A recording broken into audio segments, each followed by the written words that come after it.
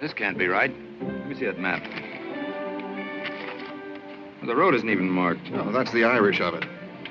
Well, as long as we stick to the seacoast, we can't miss Shannon. Oh, it's your river, not mine. Now, look, Fitz, take it easy.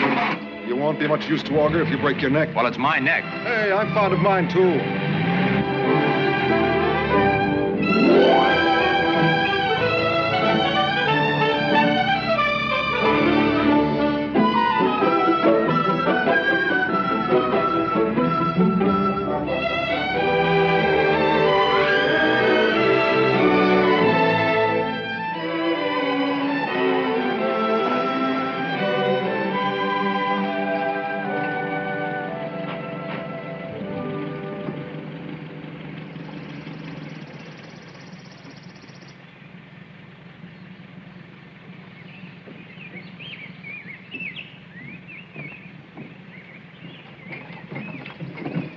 This'll hold us all right.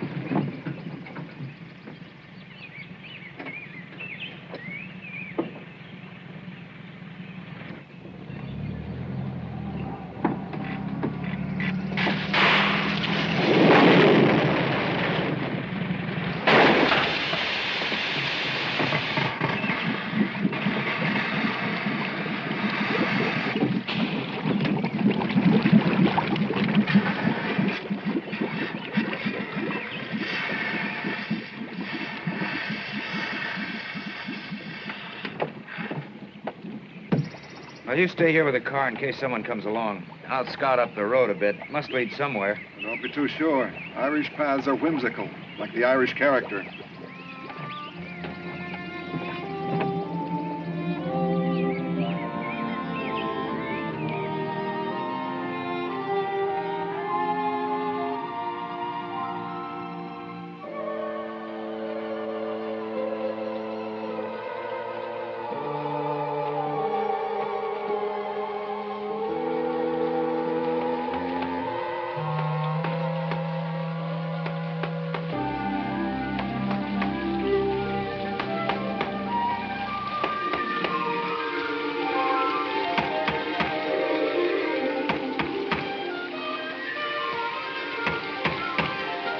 Hey!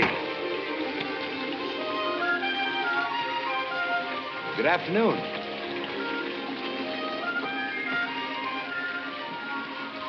My friend and I were lost. Can you direct me to the nearest town? Oh. Oh, then you didn't come here looking for me. For you? Of course not. I'm looking for a town where I can hire a car. Indeed. What might your name be? Eh? Your name? Fitzgerald. Fitzgerald. Maybe if I knew why you were needing a car. Look, if you don't mind, I'm in a terrible hurry. Hurry. It's a strange word, hurry. Why would you be in a hurry? There's a very important man waiting for me in New York, and he's not the kind that you keep waiting. Important? There's another one of your words. It's plain to see that you're impatient with me, Fitzgerald. I've enjoyed our conversation. I'll not detain you any longer. Thank you very much. Then you'll not be wanting the direction. Oh, yes, that's right. The water from the mountains comes into my pool with a roar, goes out with a whisper. Down the hill it goes, till it quietly reaches the sea, near a little village called Ballinaboon. You, sir, may do the same. I'll go get my friend. Thank you very much. You're entirely welcome. Good day to you, sir. Oh, good day.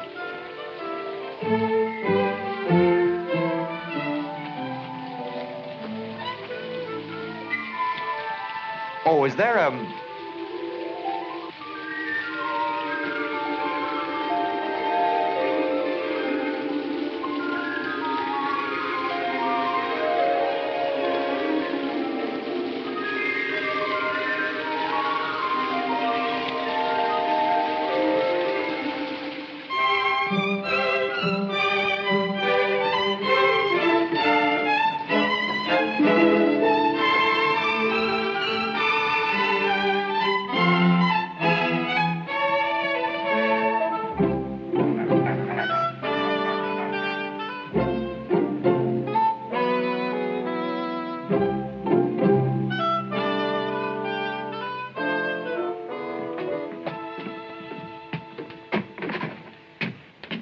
This will be yours, sir. Thanks.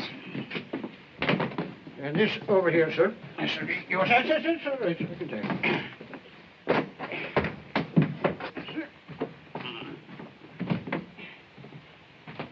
Perhaps the landlady will know some way out of here.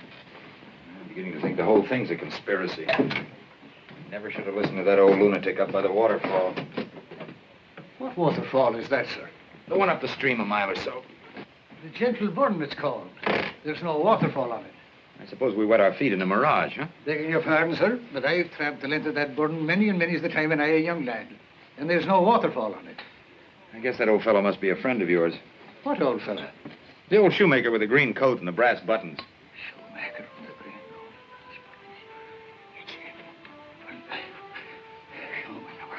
Look at this mess here. Is everybody balmy in this country? You saw that waterfall, didn't you? Oh, you told me he was up there. Oh, yes, that's right. We hit the stream below it. Wonder what's wrong with our friend. Oh, he probably thinks you saw Pixie. They're quite common in Ireland. Yeah, well, I'll be glad to get back to New York where things make sense. Because people like your new boss have taken all the agreeable nonsense out of life. I'm beginning to think you don't like Mr. Auger. I don't. I don't like his type. I don't like him personally. And above all, I don't like what he does to good newspaper men who go to work for him. I'm going to take a bath. Sure. In a fine tub. But for they forgot to put in the water pipes. And there's not a plumber this side of Limerick town. Don't think it's so hard. I like the Irish. Yes, well, you can have all of them, including myself. I wish I could still have your Fitz. But I just haven't got the price to compete with Auger.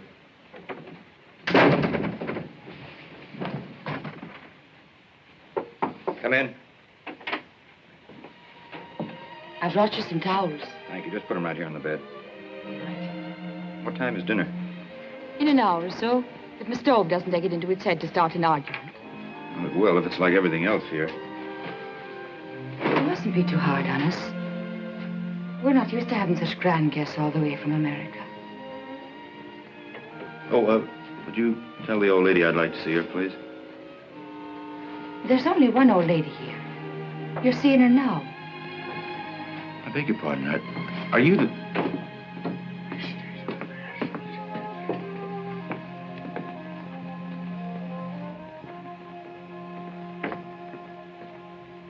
Oh, Mrs. Is there a chance of transportation out of here? If you can wait. Well, I can't. Well, you see, the trouble is we're sea-locked. There must be boats. Fruit guns and such. But they're not much good in any kind of a sea, or if the wind's wrong. But sure, Sean O'Fair'll be glad to take you in his boat when he comes in. Mm-hmm. And when is that likely to be? Well, he'll be back any day now. Any day. Tomorrow, perhaps. By the end of the week, surely. I hope you'll be comfortable, sir. Oh, that was a good stew, Fitz. It's all right. If you like lamb stew. I do. Well, why don't you pour one for yourself? Oh, no. Just wouldn't like it. She says a long glass means a short life. Oh, that's a lot of bunk, isn't it? Why, when I was a cub reporter back in Tennessee, I once interviewed a man on his 110th birthday.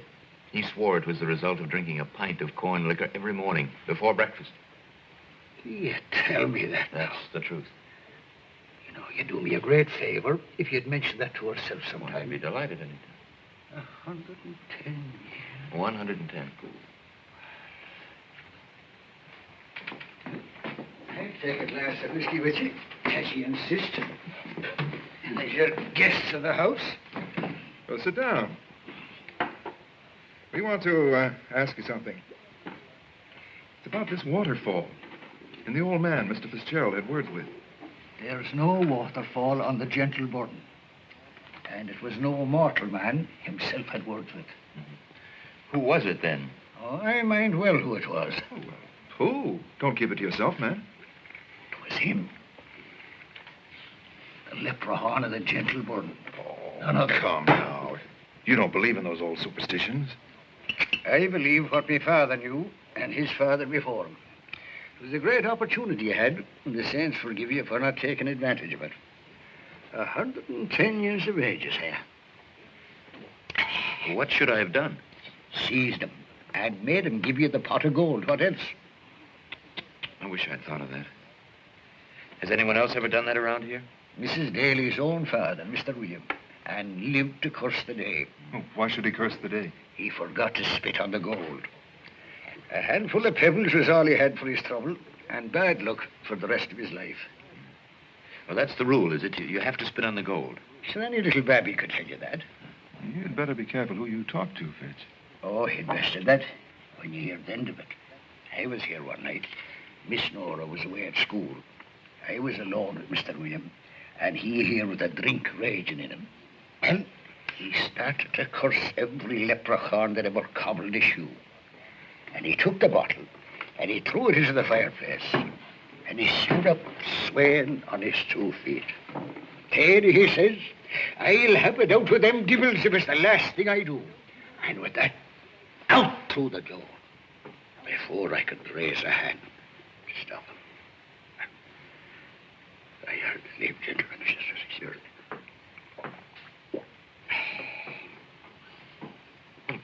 Come on, man. What's the rest of it? Well, I stood at the door, calling, and then I heard the banshee. It was the first time I heard it, but I knew it was all over, and so it was. The next morning, they found him by the gentleman, and he struck dead altogether, the way that he never moved again. Well, gentlemen, as I was saying, drink is the curse of the human race. Oh, I get at it. Well, I think it's past me bedtime, gentlemen, so I'll say good night, kids. One and all.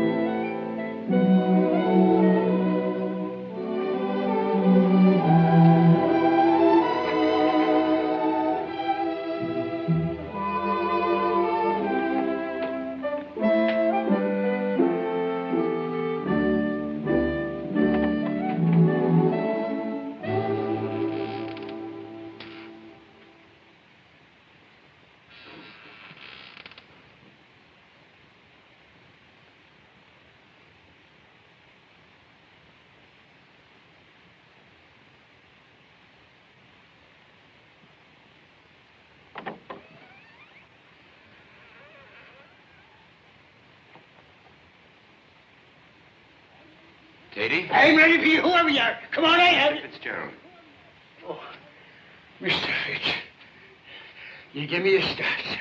What are you doing with that bottle of whiskey? Themselves have sharp ears, and they might have heard us taking their names. You know, it's a good thing to leave a little something on the doorstep. But I always thought the traditional thing for leprechauns was a glass of milk. Milk? Good night, Mr. Fitzgerald. Good night, Katie.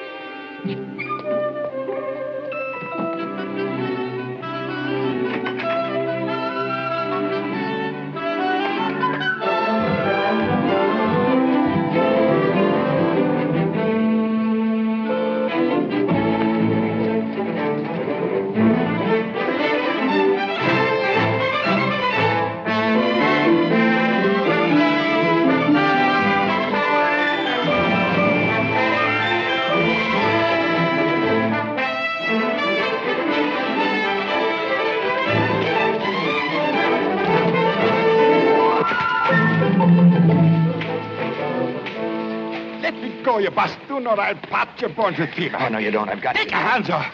Not till you showed me your pot of gold. What would a poor, simple old man like me be doing with the pot of gold? None of that now. I'm ready for your lies. Of course you got a pot of gold. No right-minded leprechaun will be caught without one. We've been telling you such stories. Your friend Tady. Tady? Put you up to this trick, eh? Ah, the biggest lawyer in our county, Now, that Clare. may be true. But we're going to play this game according to the rules. Come on now. Where's the gold? The gold. Gold. Not so fast, my friend. Let me go, Yarmadon. Come on, the gold. Where is it? I'm telling you, I have no gold. Where is it? I mean business. Where is it? Yes, where is it? Why don't you take a little look under the waterfall yonder? Oh, no, you don't.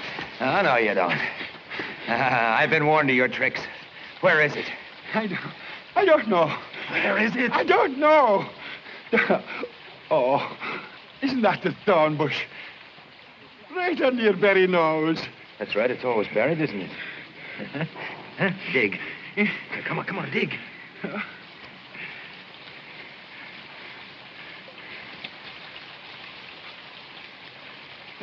Hurry up, man.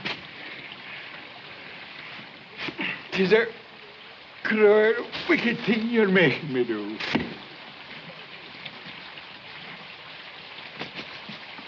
Well, you certainly do it up brown. Props and everything.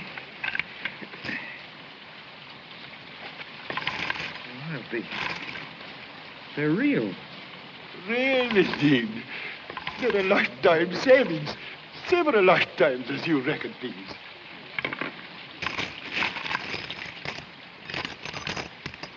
They are real. I don't know who you are or what sort of a game you're trying to play. Did you steal these?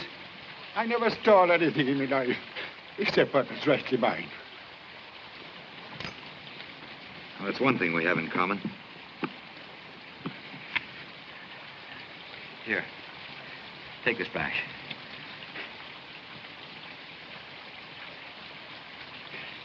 But I don't understand you, sir. Now, you didn't really think I'd steal your savings, or whatever they are. Here. You wouldn't be playing tricks on a poor old man, would you? No, I'll leave the tricks to you. Here. Take it back. Bury it again. Go on, bury it now. He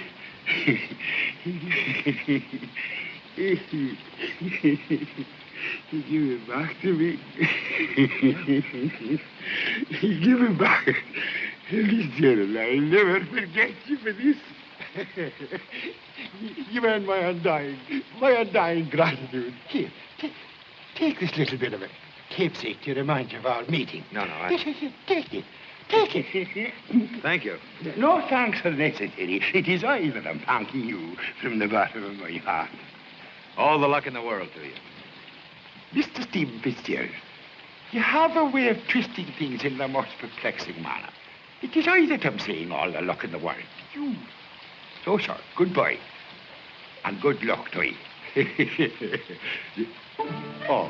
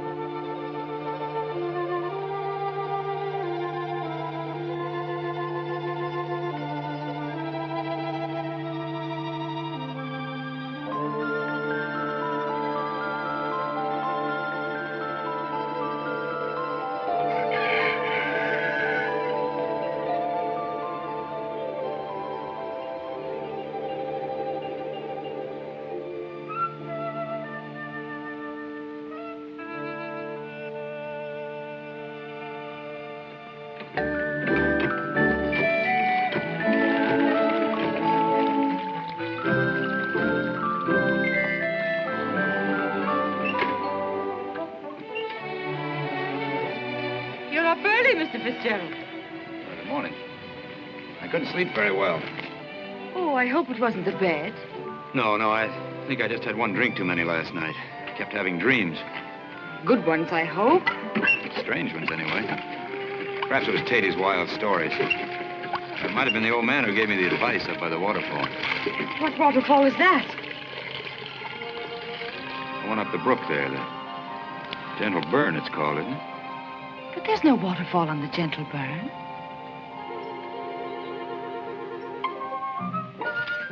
Come on.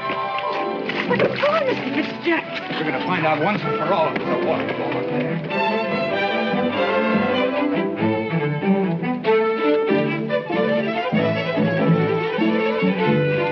Now listen.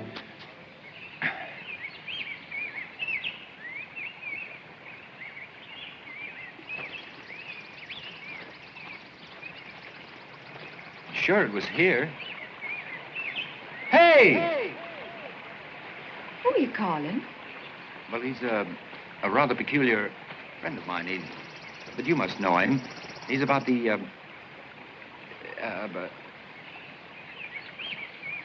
Well, it's easy to imagine things here in the woods. But I couldn't have imagined that waterfall. I saw it and I heard it.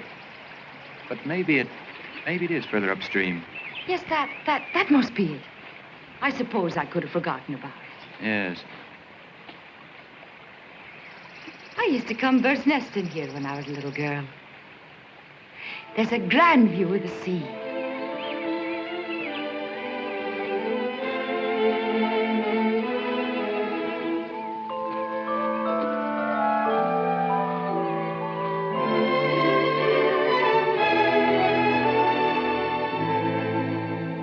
I wish that boat would come. Is it so very important to you? Oh, it's the chance I've been waiting for. Ever since the war, I've been kicking around Europe writing freelance stuff, mostly for Bill Clark. Now I'm ready to settle down to a real job. Oh, but you shouldn't give up your writing now. Oh, I don't intend to. The only difference is that from now on I'm going to be paid for it. I'm sick and tired of beating my brains out for nickels and dimes. It'll come. You mustn't fret, Mr. Fitzgerald. My friends call me Fitz. Fitz? Oh, I'd never call you that. It sounds like a bottle of soda water. Well, my mother called me Steven. Steven. Oh, I like that better. Everyone calls me Nora. Nora? Oh, that's very nice. That's always been a favorite of mine, Nora. If I ever had a daughter, that's what I'd call her. Nora Fitzgerald. Nora Fitzgerald.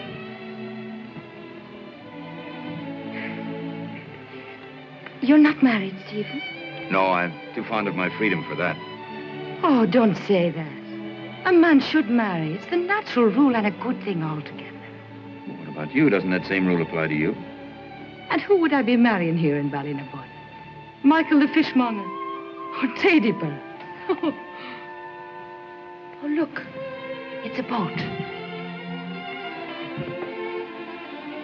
It's the Arroner, Sean's trawler. Your wish has come true, Stephen.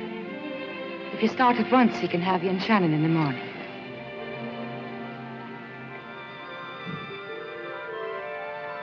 What's wrong? You ever seen anything like this? Oh, sure. It's a doubloon. 16th century Spanish, I think. How could I have gotten it? Very easily. There have been many of them in Ireland since the Armada was wrecked here. The farmers bring them in from time to time. That's a nice one. We better be on our way.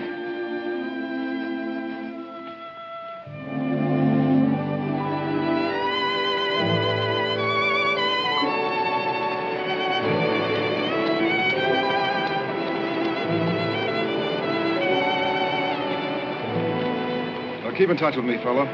I'll let you know if I can salvage the car. Fine. Look me up if you ever get to New York. Well, not me. I'm the poor but honest type. Good luck, Fitz. Bye. Goodbye, Nora. Now that I'm going, I half want to stay. You mustn't be looking backwards, Stephen, but forward to what you want from life.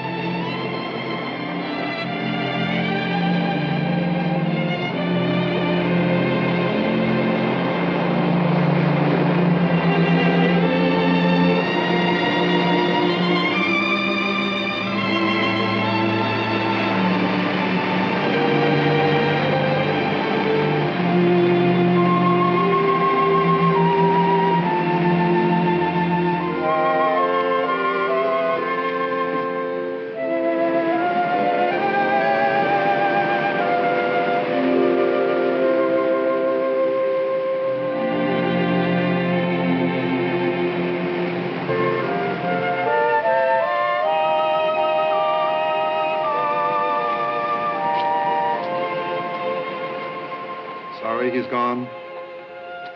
He's a wonderful man, Mr. Clark. It all depends on what you call wonderful. He's a nice fellow. He has brains. He's a first-class writer, but he's willing to throw it all away for money. To subordinate himself to an egomaniac, to become just another bright young man who's made good. And you call yourself his friend, saying things like that about him the minute his back is turned. Said the same things to his face. He knows what's best for himself. Don't waste your fine Irish temper, my dear. It isn't worth it.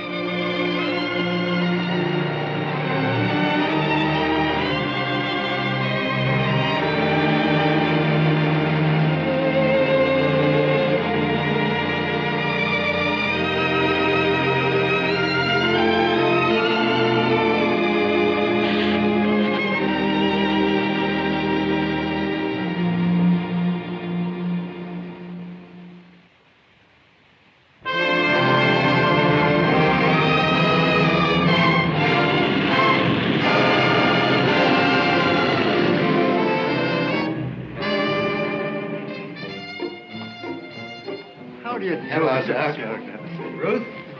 Oh, Mr. Fitzgerald. Mr. Auger in? I haven't seen you in a long time. Is he in? Yes.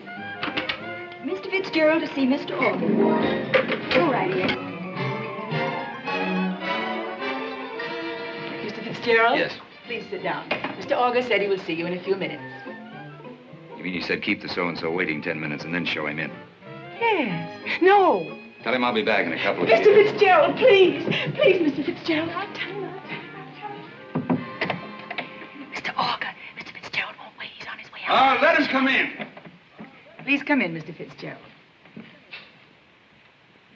Do you see? You kept me waiting for 48 hours. Gosh, it's good to see you. See you. Come in, make yourself at home. You know each other? Yeah, hello, Higginbottom. Higginbotham. Say, you've had the place done over, haven't you? Yeah, it's my daughter's idea. Cost a fortune. Sit down. I want to talk to you. I haven't seen you in years. You know, didn't you have something to do this afternoon? Oh, yes. Do it.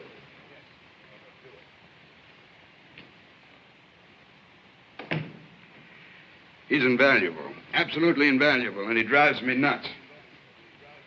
Don't disturb us. Now, why do you think I sent for you?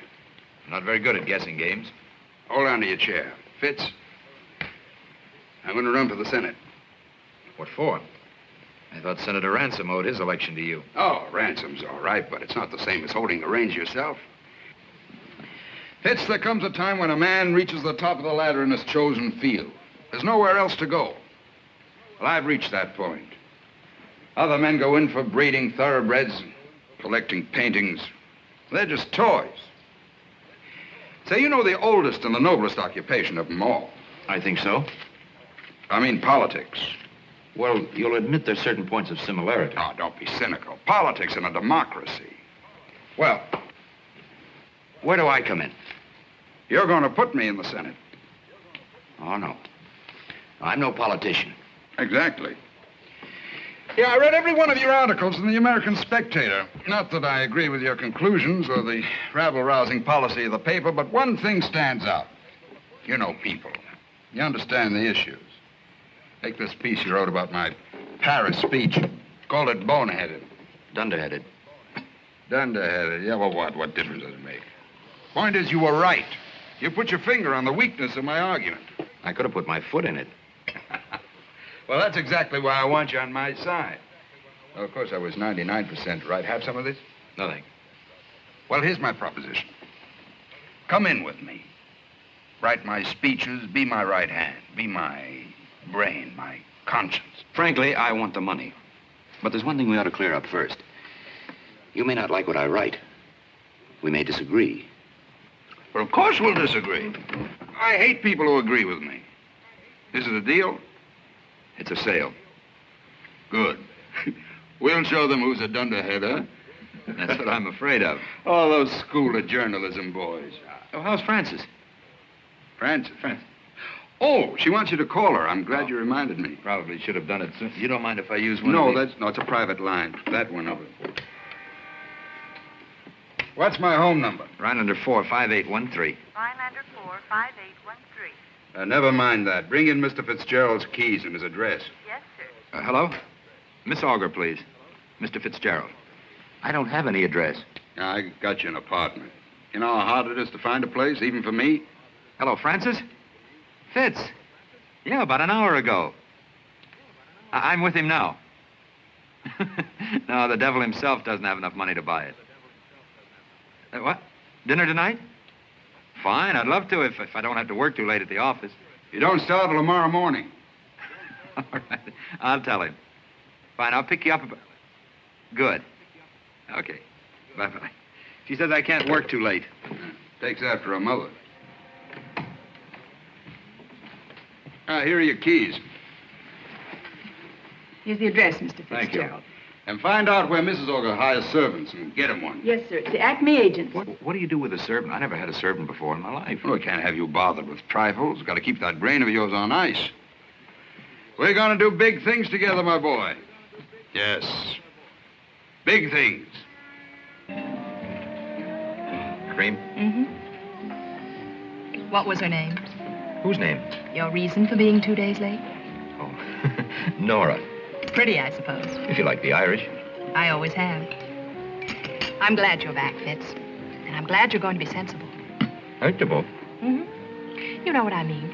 It's a shame to waste your talent on the kind of writing you've been doing. Well, some people didn't think it was entirely wasted. Oh, but it was, as far as you yourself were concerned. Maybe you're right at that. I only started being sensible today, and already I have a big salary and an apartment. See? Yeah, I see. I've missed you, Fitz. I've missed you, too. You're a liar. You never even gave me a thought all the time you were away. I'm surprised you even called me. Well, I was only trying to be sensible. After all, the boss's daughter.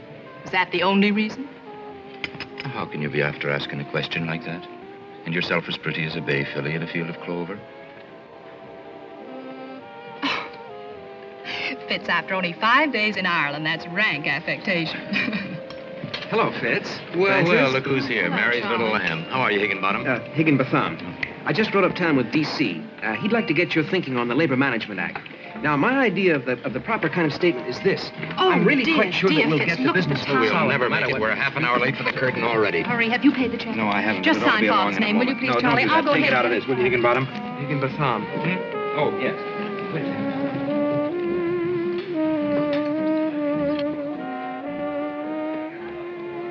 We were a little rude, weren't we? Yes, we were, but I want Father and all his stooges to understand that their jurisdiction does not extend beyond office hours. Here you are, sir.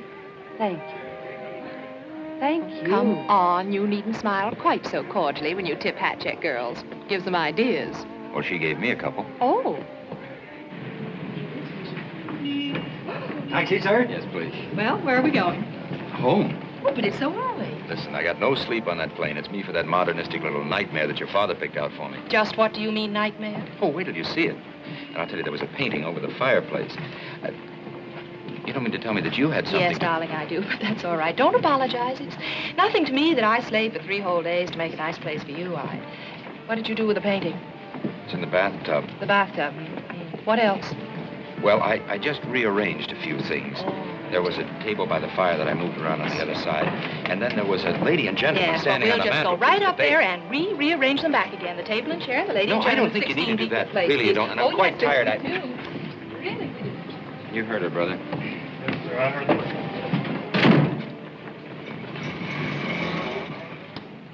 A little more to the right, that's right. Now, there. There, that's fine. Now, really, Fitz, don't you like it?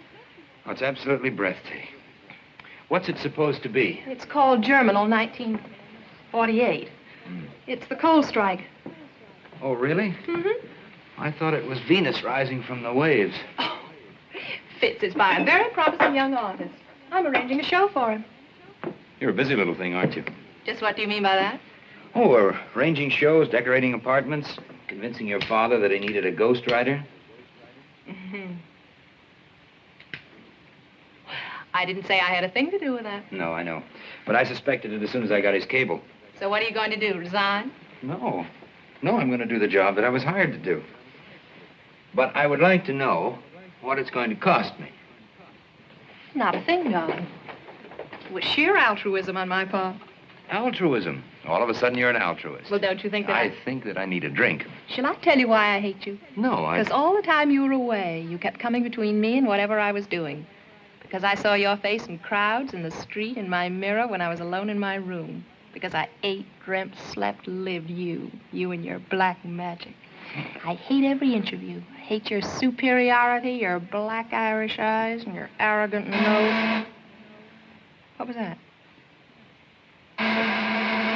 Oh, it must be the door.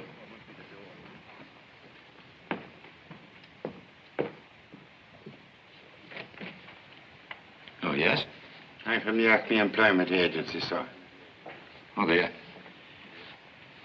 Okay, come in, come in. Yes, sir. Kitchen's right in there, if you don't mind waiting for a minute or so.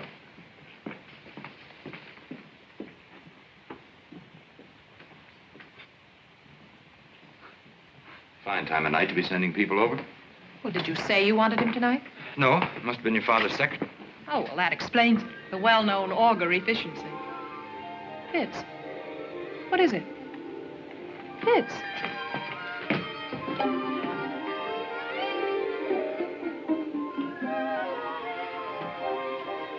Haven't I seen you someplace before? I wouldn't rightly know, sir. It depends on where you've been. I've been to a great many places, including Ireland. Indeed, sir. Where'd you come from? The Acme Employment Agency, sir. Before that? The last place, sir. Where was that? Oh, there were no complaints, sir. No complaints at all. I take great pride in my work and joy in my service.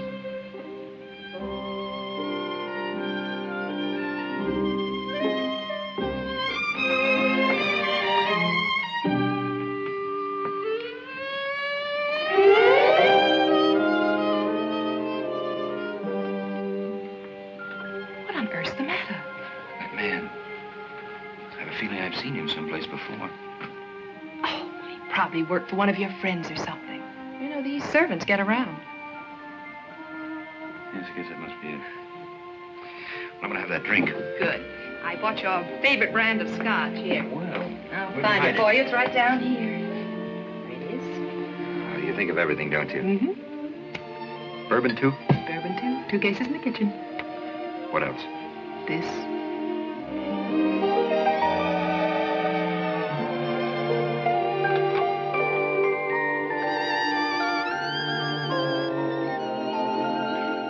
Can I help you, sir?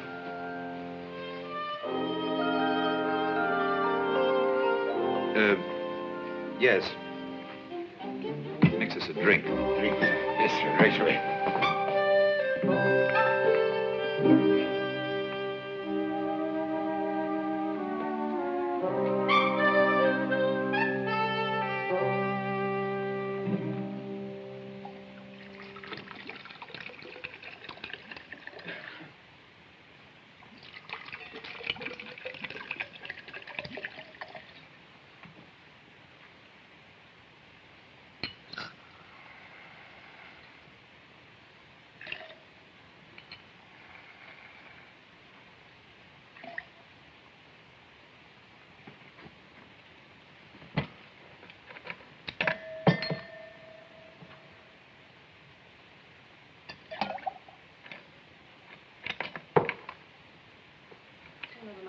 Fitz, I'm going.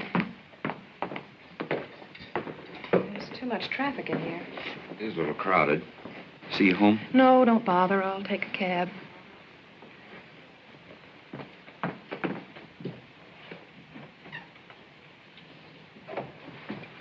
I'm sorry about that man of mine. Oh, everyone's having servant problems these days. Take me to lunch tomorrow.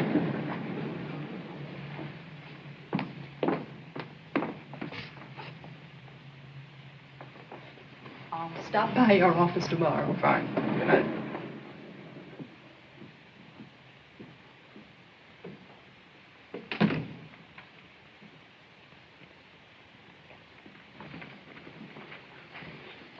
You can throw that one away now. Yes, sir. Throw it away, sir? Couldn't you drink it yourself, sir? That is a great pity. One should not waste good food, one should not. It's only one drink. Still, it could save a man from freezing to death or dying from fatigue, it could. All right, drink it yourself. If you insist, sir. With good health, sir. Sit down. Yes, sir.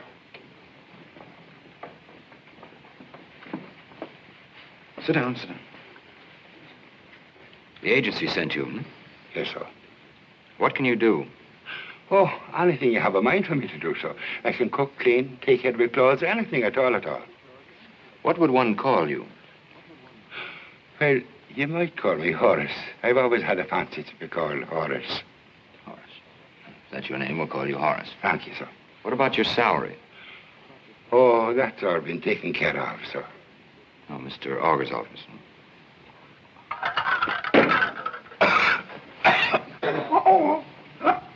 Horace, you made that too strong. Oh, I'm sorry, sir.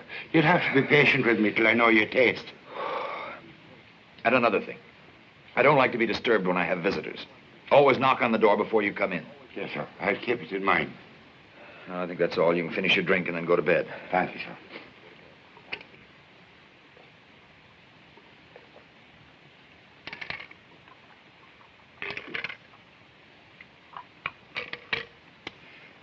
That's too strong for you, hmm? I throw it away.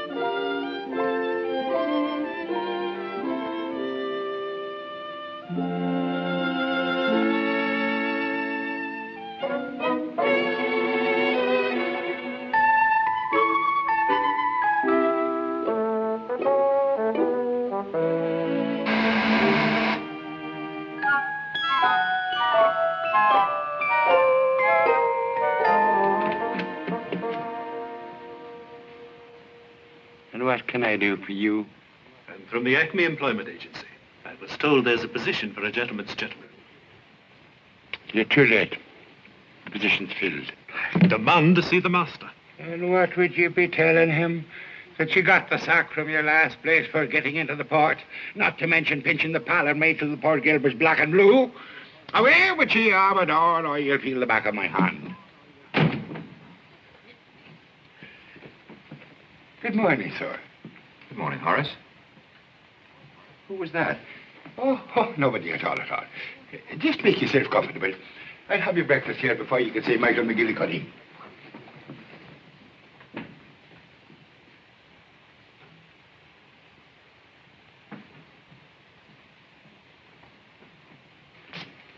Horace, has the paper arrived? I'll get it for you, sir.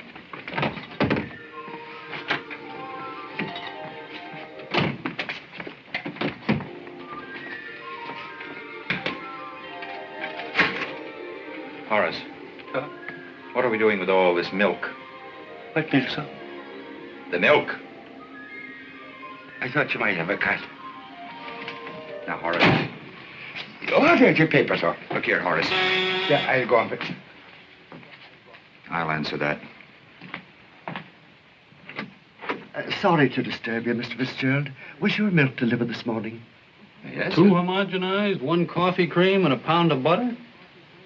Yes, I guess so. Why do you ask? Well, everybody else missed their deliveries. I don't get it. I left it on every doorstep as per schedule. Thanks, Mr. Fitzgerald. Every day I leave milk on door.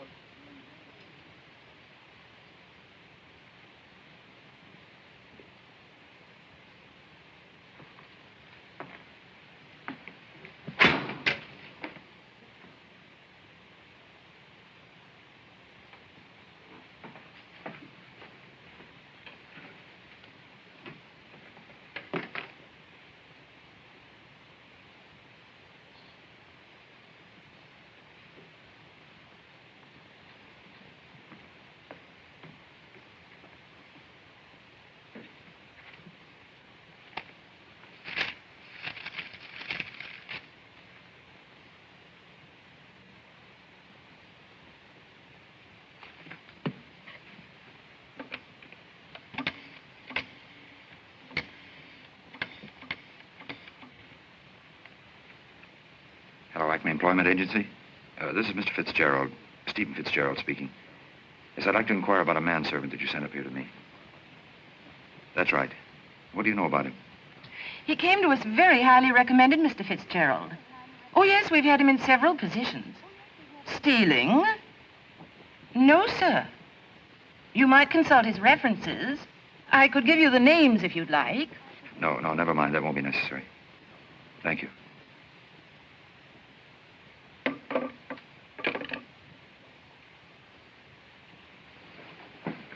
You stole that milk, didn't you? Why would I be doing such a thing, sir? I can think of one explanation. It would mean I'd be losing my mind. Have you ever seen this before? I'm a poor man, sir. Answer yes or no. I've never seen it before in all my life, sir. Well, there's one thing certain. You can't stay here. You're too disturbing. I'll give you a month's salary, but you'll have to leave. Clear, sir? Yes, right now.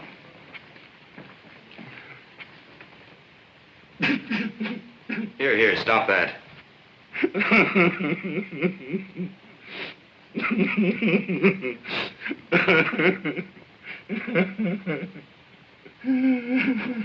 I said stop it, Horace. I can't have it, sir. I've displayed you, and I wanted so much to serve you. For heaven's sake, stop that crying. The best master I ever had in my life, and I've ruined everything. I'm a failure. All right, I take it back. You can stay. Only stop that bawling. I know you didn't mean it, sir. You'll never regret your decision. And the first thing you're going to do is to turn that milk back, you understand? Every bottle of it. Every bottle of it, sir.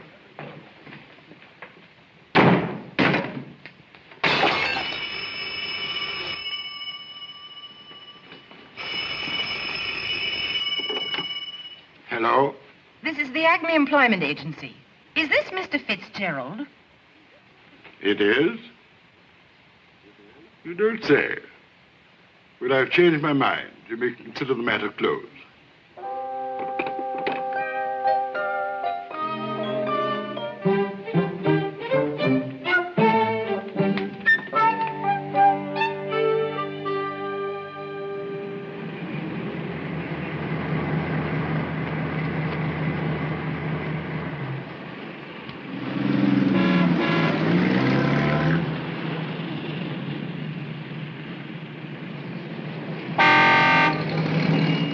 Out of this bridge traffic, Horace. I'm late as it is.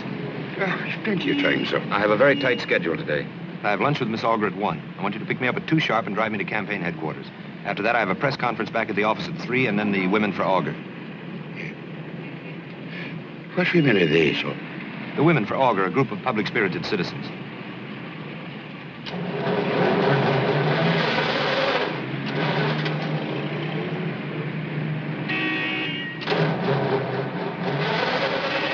What's the matter? Slight indisposition of the machine, sir. Nothing more. You!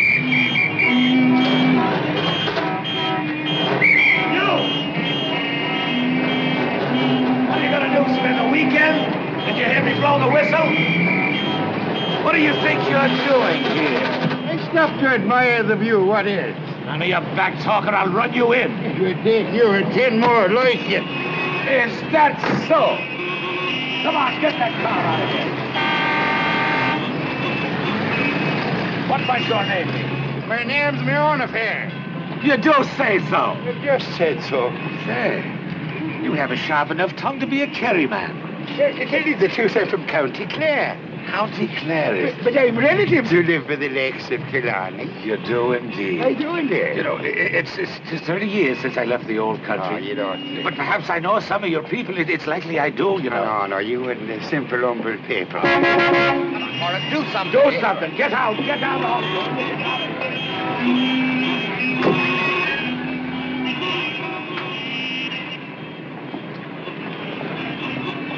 I can't wait around any longer, Horace. I'm going to have to take a taxi. May I suggest that you take the subway, sir? What you lose in dignity, you'll gain in time saved. Oh, very well. Put this thing back together and pick me up at the restaurant at 2 sharp. Yes, sir. I hope you enjoy your lunch, sir.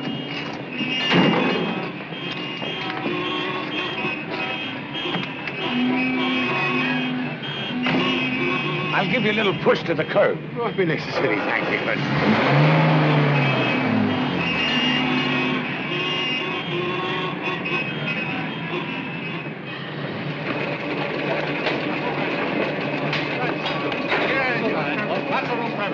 Move right in. Come on, step lively. Step lively. Come on, hurry. Step right in. Yeah, one more. Come on, step right in. That's it. Fine. Get over here. Door's closing.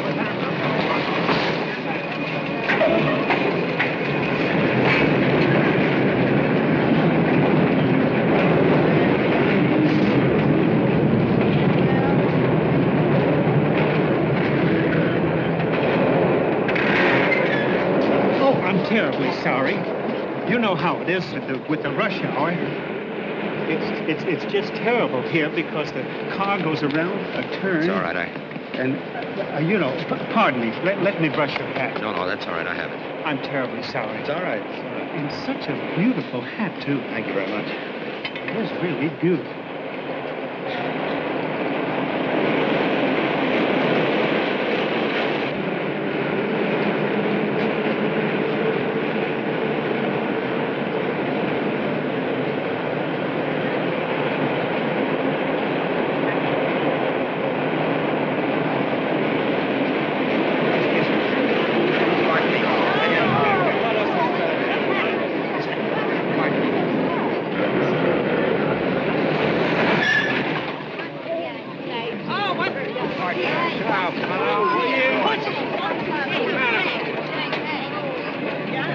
Step back, let the people out. Come out. Come on in, mister. Let them in, mister. Plenty of room in the back. Push on in back. Plenty of room in the back.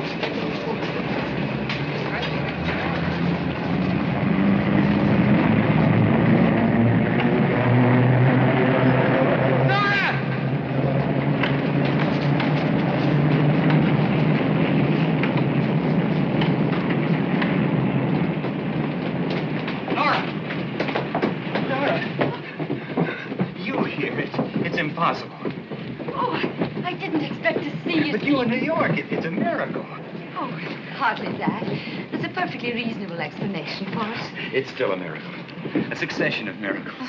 You see, my car broke down. I had a very important luncheon engagement. My chauffeur advised me to take the subway. It's the first time I'd been in one since I got back to New York. But if I hadn't taken that particular train, I never would have found you today.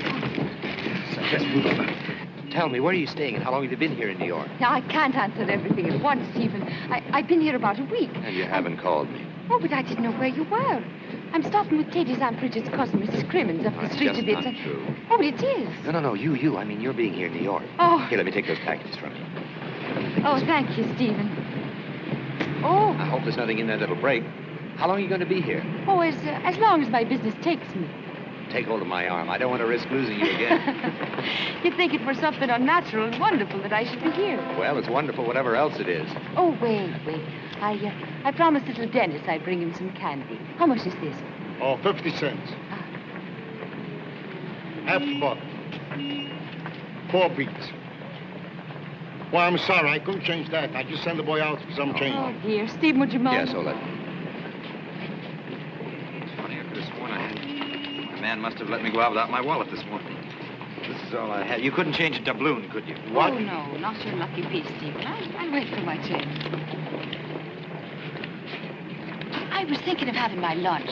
You know, Mrs. Crimmins' cousin son-in-law, Cornelius, has a bit of a bar and grill on the corner.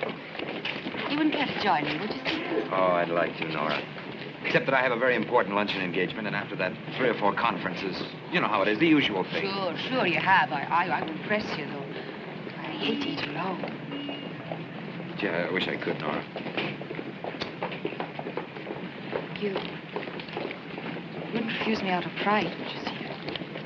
Pride? I don't quite understand. Così sta, fino a mo'. Ogni volta che va a fare un servizio stai 3 ore, già stari. Tecnici mi sono trovati a casa di gelato. E you all, lady. Thank you. Forgive me for speaking of your affairs. I could cut my tongue out for it. You mind if I change my mind and accept your invitation? Would you, Steve? I was never a man to argue with miracles.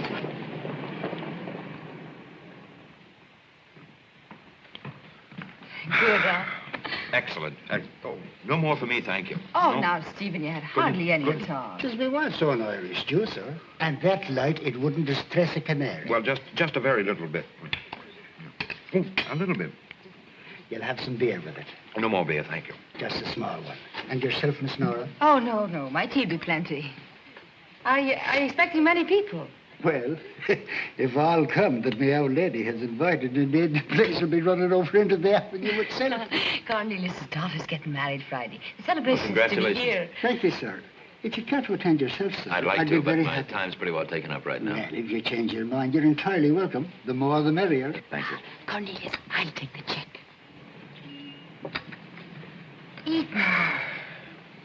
Oh, yes. Now, you still haven't told me why you're here. Oh, well, it's very simple. Teddy's Uncle Peter died here in New York and left him a bit of money. That's Mr. Crimmins, No, his Driscoll uncle from Galway. The one that married the youngest Brady girl. Well, his father had the farm next to Sweeney's. Oh, that one. As you see, Mr. Driscoll had 4 sisters, and the eldest was married to Francis Corrigan, that had a public house in Limerick with his brother Seamus. Well, that failed for drinking with the customers, so my father took Teddy on as a lad to help with the horses. And then he came to America. Corrigan. No, Uncle Driscoll's, I'm telling you. You see, his favorite sister was Kathleen. That's Teddy's mother. And when young Paddy went to sea in 1920, he changed his will, leaving everything to Teddy. He never cared much for Rory or that little witch of Orion girl he married. There was some trouble with the O'Sheas, of course. Of course. They thinking that their mother, being the eldest, was entitled to a share. But Martin O'Shea had done well in marriage with the O'Dooleys from up Knocknashiga. And it was only a bit of an inheritance, a few shillings a month. So there was no trouble to persuade them not to make any complications. That made everything very simple. Oh, well, it would have been. But for Uncle Driscoll being a bit hazy in his notions and thinking that Teddy was a girl. So he left his money to his beloved niece. Can you imagine? I can't think what confused him. Well, anyway, someone had to come to straighten things out. And Teddy wouldn't budge. He mistrusted the sea and refused flat out to set foot on the Atlantic. He said, I'd rather die a poor man but to try one. So that's why I'm here. I'm very glad you made it plain to me. And I'm very glad you're here. Oh, Stephen, I never thought I'd see you. When I knew I was coming, I wrote that nice Mr. Clark in London for your address. But he didn't answer.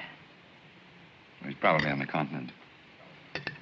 He did tell me one thing, though, before he left, that any time, whatever might happen, he'd be glad to have you back with him. Did he say that? If it's a question of passage money, I'm sure he'd advance it. Oh, a bit more than nice, too. Oh, no, really, I couldn't. But you had very little before. But Oh, come on now. A drop of this will do you good. Make you strong as a horse. All right. Cornelius, do your duty. And another potato. Another potato.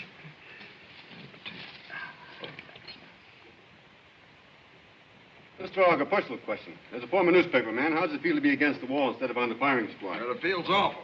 I know you fellas will give me a break. Do you think there'll be another war? I answered that a few minutes ago. No, you didn't. But then nobody else has either. Mr. Auger, I understand you support the Crawford proposal for Germany. Absolutely. That's a must as far as I'm concerned. I'd like to read your comment on this proposal. Quote, the Crawford proposal is a fraud on the German people, a death sentence for European democracy, and a betrayal of American interests and ideals. Unquote. This appeared in the American Spectator on June the 6th under the byline of Steven Fitzgerald. The same Steven Fitzgerald who's running your brain trust today. Would you like to comment, or perhaps Mr. Fitzgerald would like to discuss it? Well, boys, well, the answer to that's very simple. When Fitz wrote that, he was working for someone else. Now he's working for me. Oh, Mr. Auger. Fellas, let me change my shirt, will you? I haven't sweat this much since my first job carrying a hod. You got any pictures of yourself carrying a hod? Sorry, I didn't know I was going into politics then. So long, Chris. See you, Fitz. Bye. Good to see you, Fitz. Why don't you drop around the club sometime? Well, they keep me pretty busy. Yeah, we all have to make a living. Give me a ring. Right. Goodbye, sir. Goodbye. Thank you. You're welcome. Thanks a lot, Mr. Auger. Not at all. Say, you handled that perfectly, D.C. You know, I was afraid for a minute that... Do you want anything else, Mr. Auger? No, thank you. Should have told me about that piece, Fitz. You read it, didn't you? Yeah, I read it, but I didn't remember it was so strong. It'd be embarrassing if the opposition made an issue of it. But you knew those were my views when you hired me. Well, this is politics, Fitz. Where'd you put that bottle? Here, let me do it, DC. This is politics. Gotta keep one jump ahead of him.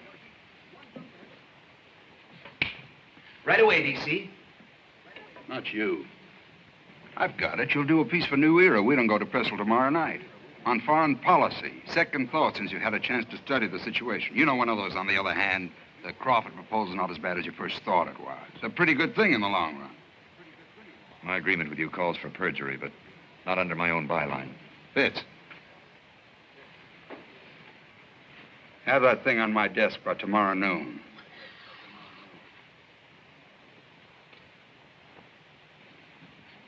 Here you are, DC.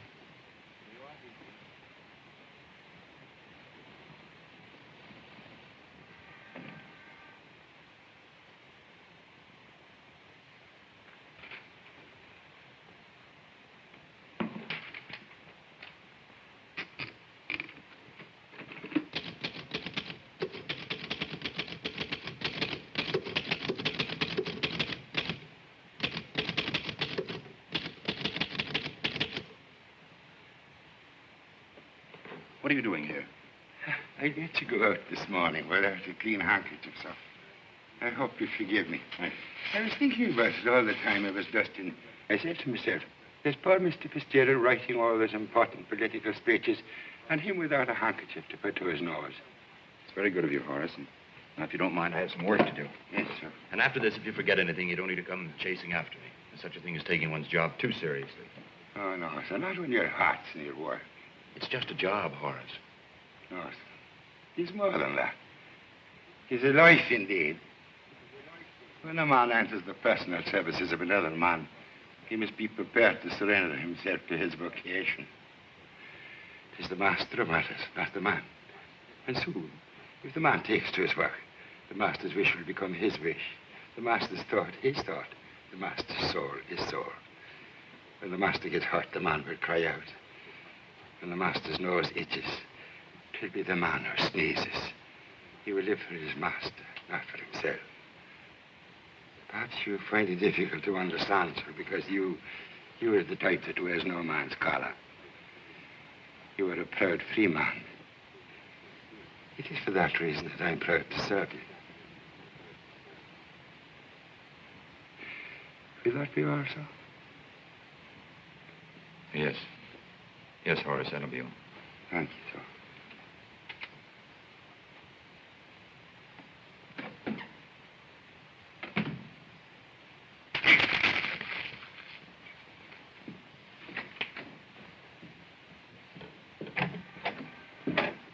Mr. Fitzgerald. Where's Mr. Auger? He's gone out, sir. When'll he be back? I don't expect him back this afternoon. Where can I reach him? I don't know, Mr. Fitzgerald.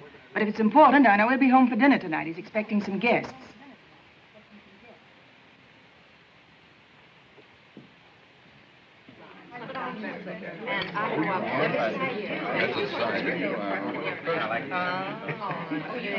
Have some more steak, Senator. No, thanks, D.C. I lost my appetite 20 years ago.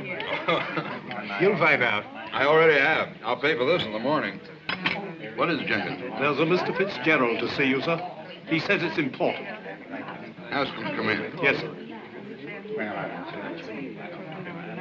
Were you listening to the judge's conversation? Yes, wasn't it brilliant? No, it's so You darling.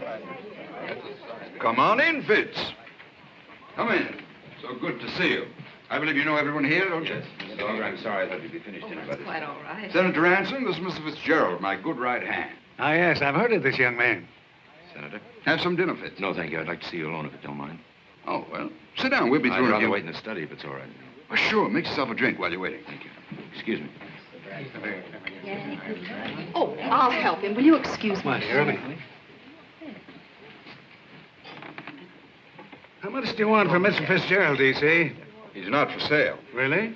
I understood he was.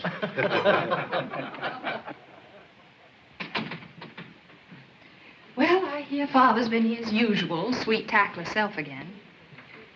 Never mind the drink, Francis. I'm not in the mood. Oh, now, really, Fitz, I thought... instrumental in getting me this job, perhaps you'd like to be the first to read my resignation. I hope you know what you're resigning from. I think your father made that quite clear this afternoon. I guess I shouldn't tell you this because it's still supposed to be a secret, but I happen to know what he has in mind for you. Well, he hasn't let me in on the secret yet. If he wins the election, he's going to have to find someone to run the publishing house. Naturally, he'd prefer to promote somebody in his own organization. Somebody who understands the auger way of doing things.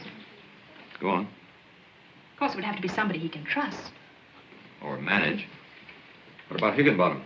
Oh, no, Fitz, this isn't a job for a yes man. It's for a man who has the intelligence to recognize his big chance. Patience to wait for it, and the resolution to seize it. Father's a bit of a fool to go into politics. He has more power right now than a dozen senators. The man who sits in his office will inherit that power. Not if he's still running things by remote control. He won't be. I'll see to that. You? How? Leave that to me. D.C. Auger will be perfectly happy making speeches in Washington. Steven Fitzgerald makes history here in New York.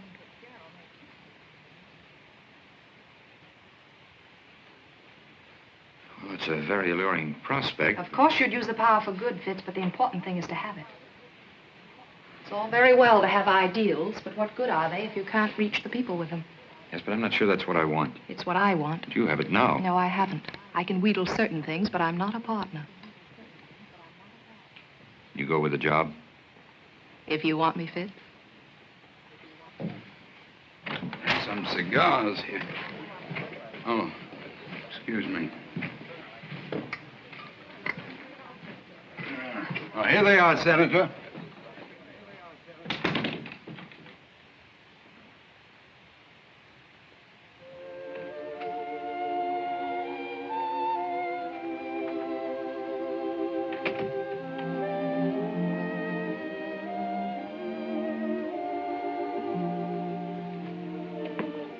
You needn't wait it up for me, Horace. I thought you might require something, sir. I'd like a drink. Yes, sir, right away. Fix one for yourself, too. Yes, thank you very much, sir.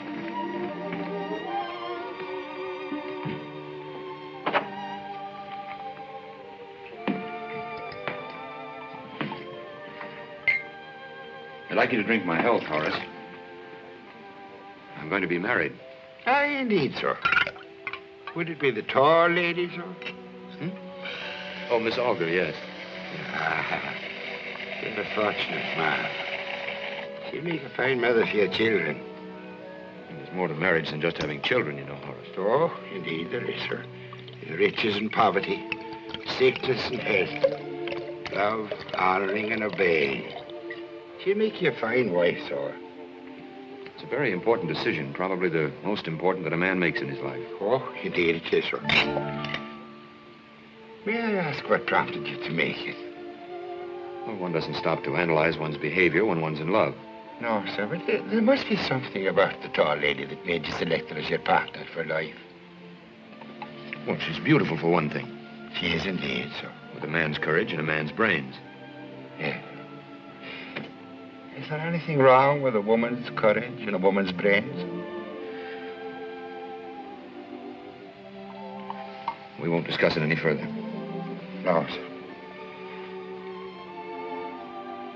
You have something against her, haven't you? Me, sir? Oh, no, sir. Nothing at all, at all. No one's forcing you to stay here and keep on working for me, you know. No, sir. After the wedding, I'll be looking for another place. But you don't have to make up your mind right now, Horace. You'll have no further need for me after that, sir. Will that be all, sir? Yes, that'll be all. Good night, Horace. Good night, you said, sir. Oh, the saints forgive me, sir. I forgot to tell you that I'd waxed the floor. Yes, Horace. It was very thoughtful of you, Horace.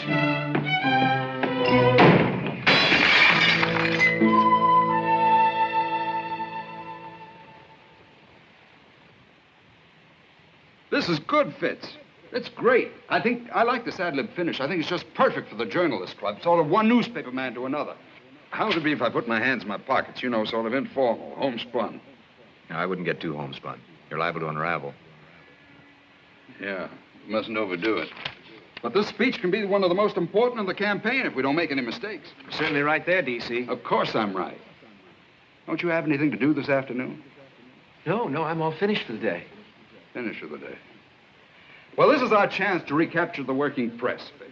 If you don't have any further suggestions or criticism, I'll see if I can get that deathless document mimeographed. Oh, by the way, I've arranged for you to sit at the speaker's table tonight.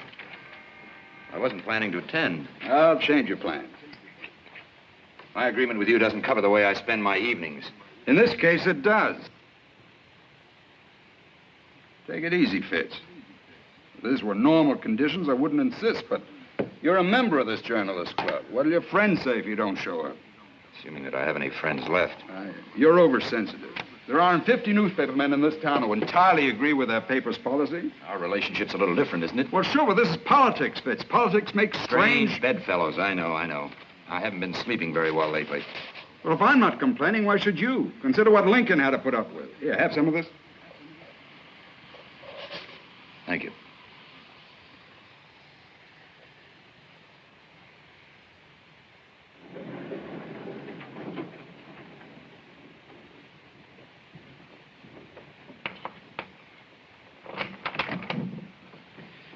There's a gentleman to see you, sir. Well, Bill, you old son of a gun. Fitz. How are you? Gosh, it's good to see you. What brought you? Sit down. Can I fix you a drink? No, it's a little Sure early not. in the day. How about a cigarette? Huh? You, Oh, I keep forgetting. You gave him up. Well, tell me, what brought you to New York? The Spectator is calling in all its foreign bureau chiefs, you know, consultation. You live here, Fitz? Yeah. I see. Oh, I'm not responsible for the decoration. A friend of mine did those. But I'll be giving the place up soon anyhow. Sure, I understand, Fitz. Pretty expensive keeping a man, eh? Huh? Oh, I don't pay him. Oh? No, Auger. Auger does it. Auger. You're still working for Auger? Well, of course. Look, fella, you don't have to put it on with me. Say, what did you do? Tell him where to head in? Sure, then he passed the word round, I know. You've been drinking or something? Fitz, I have return plane reservations for Monday. I've got some for you, too. You're going to Italy for us. Bill, Why, it's a break for me, whatever happened. Nora's Cable arrived just as I was leaving for the airport in London. Nora's Cable? Sure, she's a girl in a million. What did she say? I got it right here. I wired Bronson and got his okay to sign you. I had no idea. No idea she'd do anything like this. Like what? Well, she got it into her head that I was broke. I should have told her the truth. The truth? Yes, I'm still working for Auger, Bill. You? Yeah, of course. Oh, I should have known it was too good to be true. Gonna explain that to Nora? No, I should have done it before this, but, you know, I've been busy. Well, you'd better make it good. I'll be on my way. Let's get together before you go back, Bill. Well, I'll see you tonight. I'm going to hear your boss. Oh, don't waste your time. Why not? I hear he makes a good speech. Yeah, that's yours. Oh, where can I reach you, Bill? The Nelson? So long, Fitz. Bye.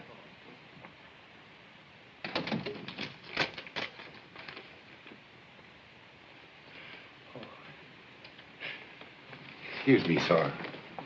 The tall lady called, sir. She wants you to take her to the Jennison reception. She said she'd call back again, sir. The tall lady, sir. Oh, yes. Well, you talk to her, Horace. Tell her I'm tied up or something. Make it sound good. Yes, sir.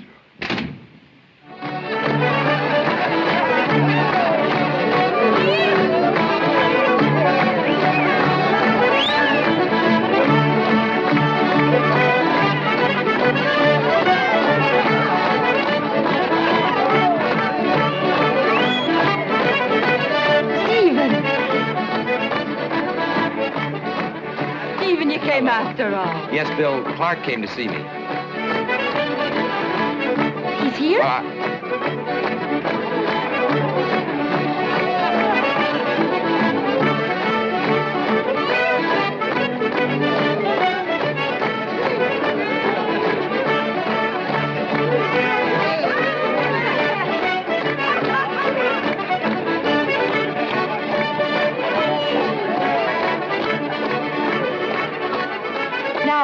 You say that Billy's here?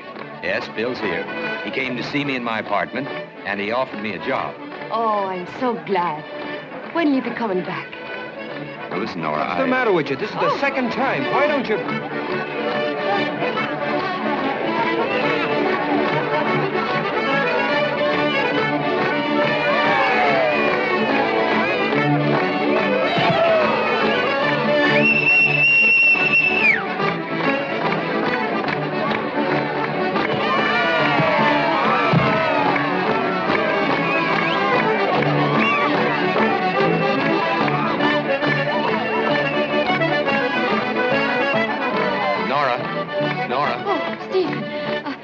Steven Fitzgerald, this is Terence Flaherty of Hooker Ladder Company 38, the pride of the New York Fire Department. Oh, Mr. Flaherty, how do you do? How do you do?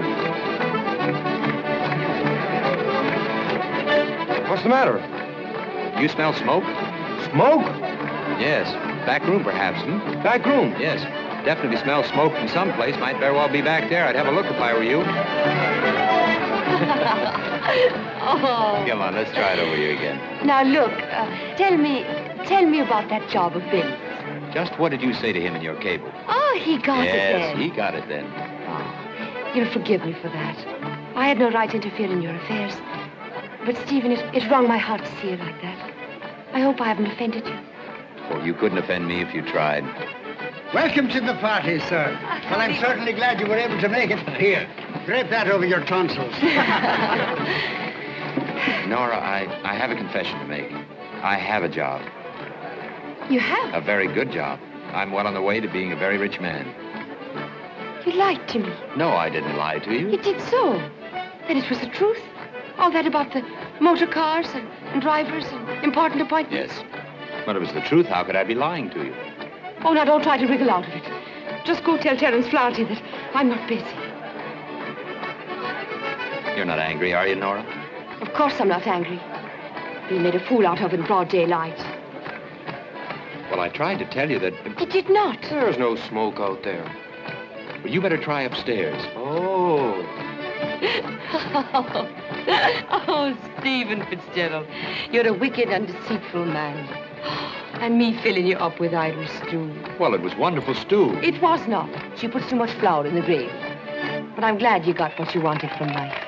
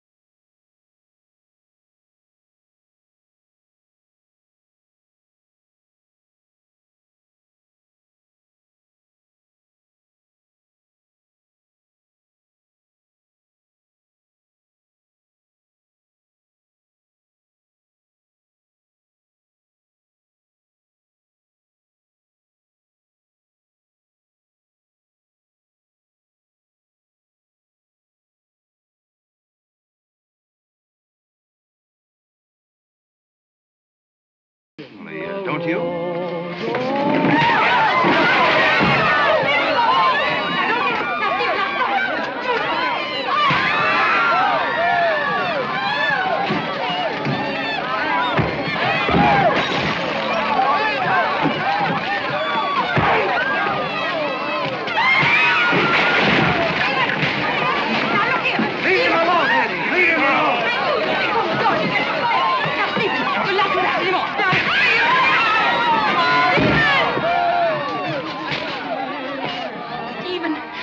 Stephen, are you all right?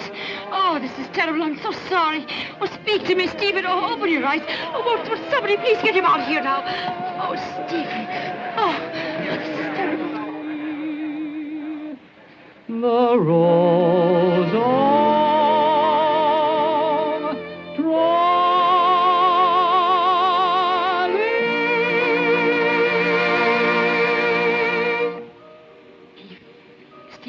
all my fault. Oh, Stephen, praise be you're alive. Oh, nice friends you have. Don't be saying anything against them.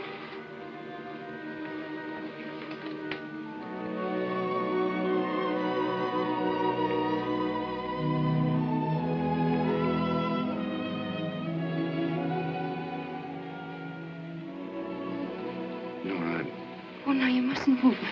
Your poor head, Stephen. I'm all right. I have to go. You should rest for a little. I'm late as it is. I'll see you home.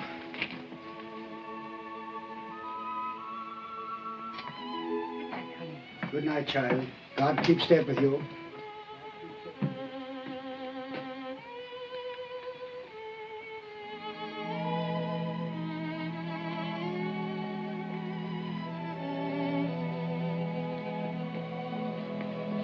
I live here, Stephen. Goodbye, Nora. Goodbye. Why, I was hoping you'd see me off on the steamer tomorrow. I'd like to, but I'm going to the country for the weekend with my fiancée. I'm being married in a month.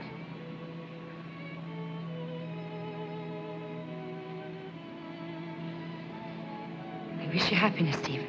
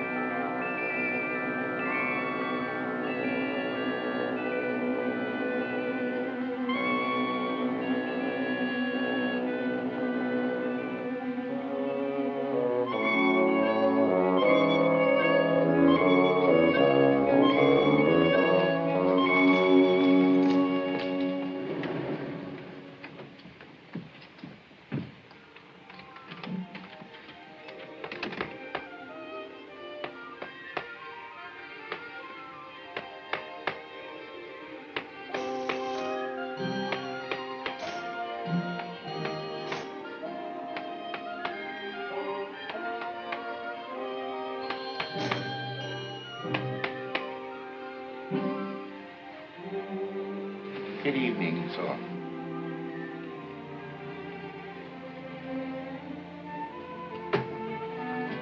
Perhaps you can explain this to me. It's a bit of an old pebble, sir. Half an hour ago, that was a coin from your pot of gold. What sort of wild talk is that? I know very well what sort of talk that is. May I ask what's on your mind, sir? The truth, Horace. I want the truth. Keep your distance, Fitzgerald.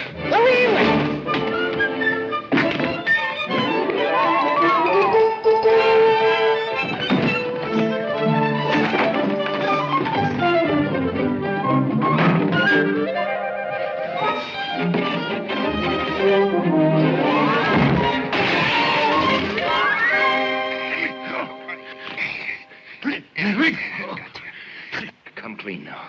I don't know what you're talking about. No, you don't, eh? What about this shoe, huh? Take your hands off me, Fitzgerald. I'll be happy to give you any information you require.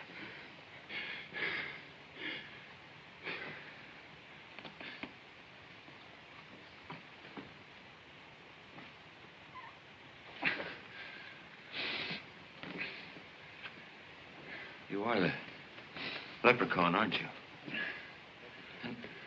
And I'm crazy. I've been crazy ever since that first night in Ireland. I'll answer your questions in turn. I am. But you see, I am. Now, the term perhaps is not quite the best usage.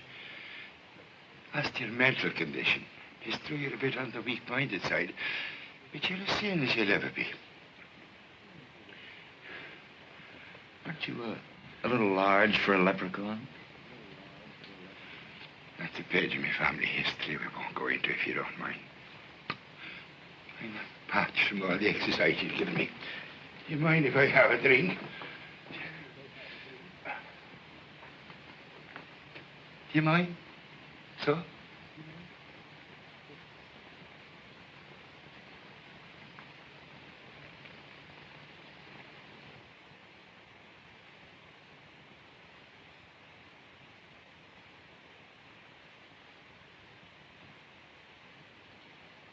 You brought Nora over here, didn't you? No. You brought her here yourself, Fitzgerald. Long ago. In your mind. A physical presence alters nothing. What are you trying to do? Ruin my life? Let us discuss the matter calmly, Fitzgerald.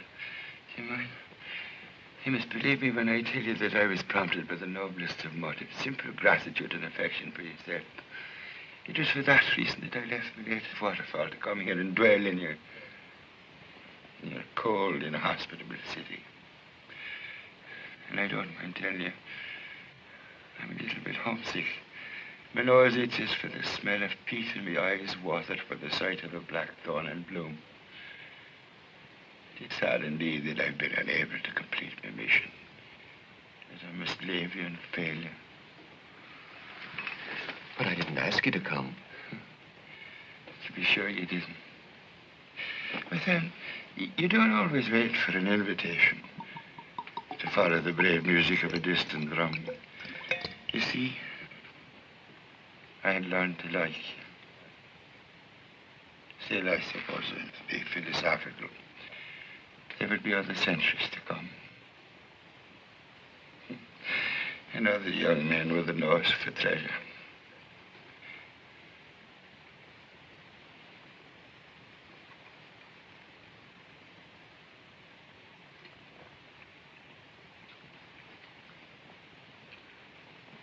I offered you gold.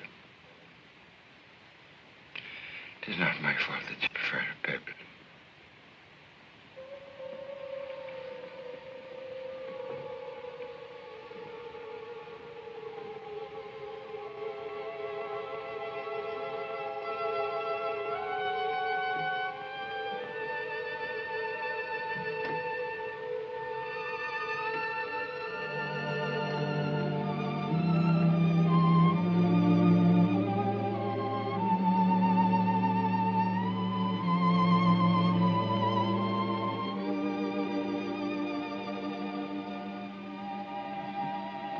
Partisan.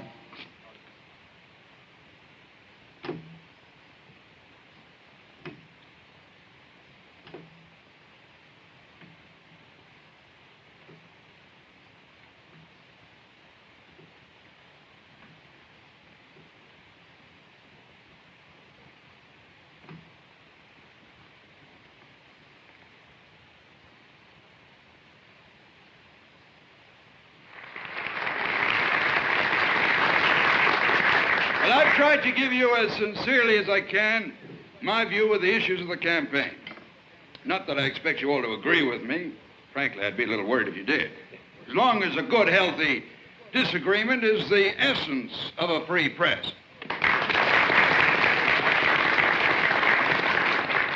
Well, I hope you won't be too hard on me. Remember, I used to be an honest newspaperman myself.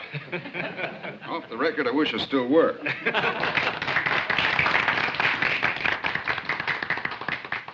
Well, I'd like to make a little announcement.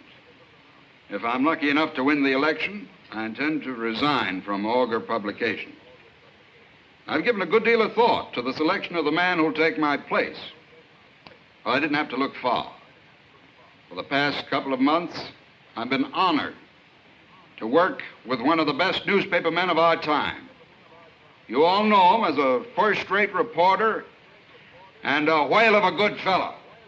Steve Fitzgerald. Come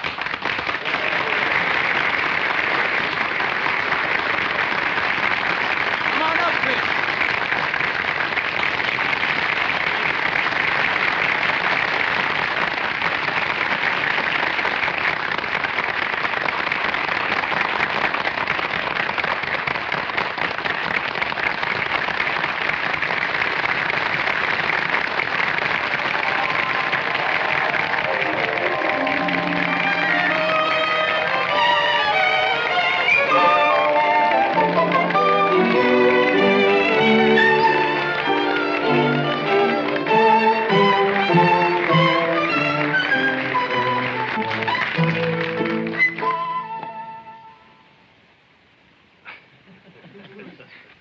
Say something, Fitz.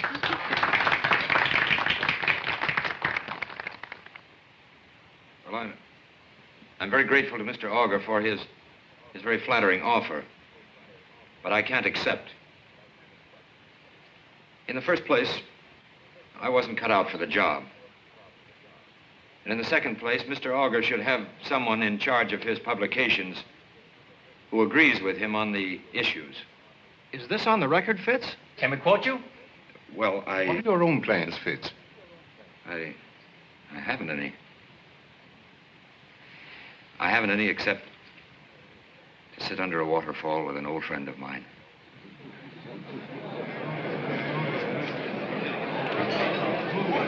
Come back. Vince, give us some more, will you? Bring it back. Mr. Auger, how about a steak? Mr. Auger, do you have You're really serious. Surely Vince can tell us more than this. What about this? What is this disagreement? Wait a minute, fellas. I've said enough. You heard it all. Was there any chance you'll change your mind? No, I'm resigning as of right now, for good. Well, what about the engagement, Fitz? Is it on or off? I'm afraid that's up to Miss Auger. How about that, Miss Auger? Are you going to share that waterfall? I don't think I'm invited. But even if I am, as Mr. Fitzgerald would say, I'm afraid I wasn't cut out for the job. Goodbye, Fitz. Goodbye, Francis.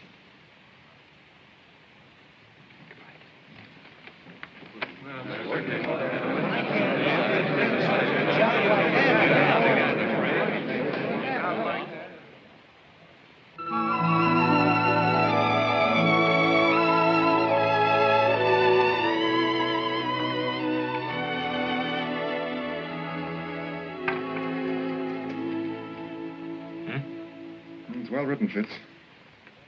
But I don't agree with a word of it. What's wrong with it? Well, anyone who knows a thing about conditions in Italy... Listen, I was there. Were you? Oh, I should have gone myself, I know. All right, all right. You don't like it, I'll turn it over to D.C. Auger. Now that he's safely back in the publishing business. Who said I didn't like it? Yeah, we'll run it as a series. The usual rates. Are you two going to sit here all night arguing? Oh, it's this pig-headed husband of yours, Nora. He has no respect for my gray hairs. Listen, he's getting an Auger complex. Don't you want a nightcap, Bill? No, thanks, Nora. I'm going to bed. Good night, Teddy. Good night, Mr. Fitz. Come on, honey. Teddy, would you just leave that bottle on the table there? I had no intention of touching it, I can assure you.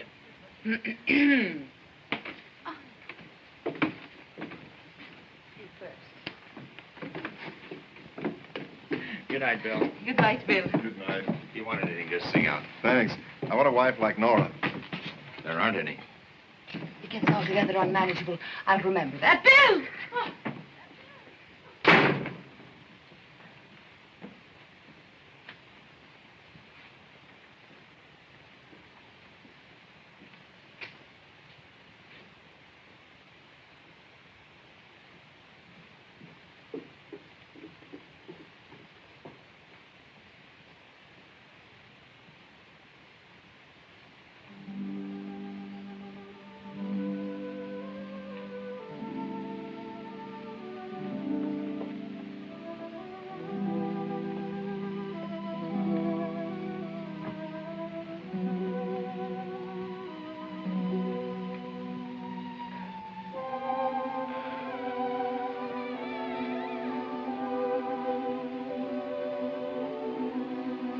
What's that here?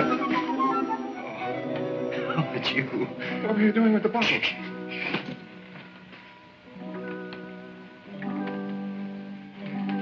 It's for an old friend of mine. Just in case he needs something to keep out the cold, you know.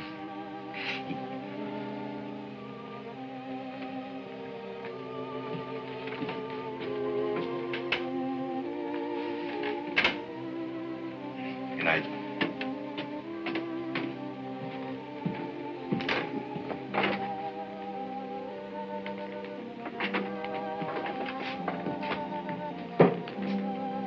All right. Good night.